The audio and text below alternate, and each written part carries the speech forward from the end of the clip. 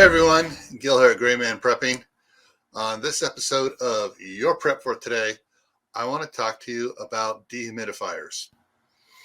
Now, some people are saying, well, I don't need a dehumidifier. The humidity's not that bad around here. Well, there are several things dealing with humidifiers. You may want to go ahead and listen and then decide whether or not you really want to get one. Example of places that you could use a dehumidifier: Southeast United States, Florida, Southern Texas, any of the Gulf Coast, Eastern Coast, West Coast, any place where there is water. Now, that's not the only place. Here in Idaho, right now, wintertime, humidity is way down because all the moisture freezes out of the air, and we need to have humidifiers to add moisture to the house. Well, across the street where my daughter's at, she has a humidifier there in the kitchen to help humidify the rooms the kids and everybody's in. But down in the basement, she needs a dehumidifier. Strange, I know. But in basements have this habit of letting moisture intrude into the basement from the soil around them. The ground could be frozen up above, but once you get down below the frost line a couple feet, there's still moisture in there.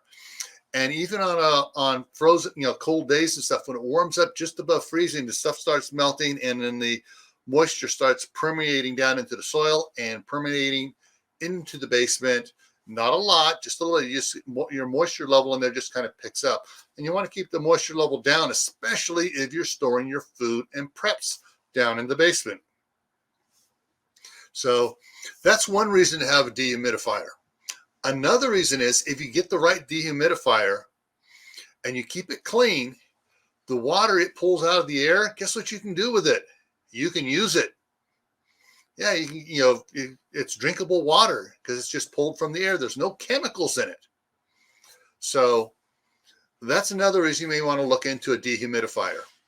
Granted, it's not going to produce a lot of water, but if you have water for 3 months and you're using a dehumidifier every day and pulling the water out of it, guess what? You may have extended that 3 months worth of water supply you have out to 3.5 or maybe longer, depending on the size of your dehumidifier. So that's something to think about there too.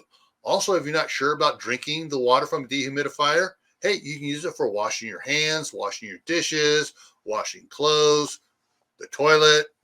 So dehumidifiers is something that I think every prepper and homesteader should look into. All right. Also, if you could, share out these videos to your friends, coworkers, family, neighbors, because you want them to get prepared so that they don't come after your supplies and taking food and supplies from your family. All right.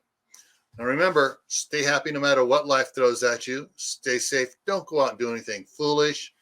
Keep on adding to your preps: water, food, medicines, clothing, other equipment that you need so that you can thrive in a disaster situation. Why? Well, this is why.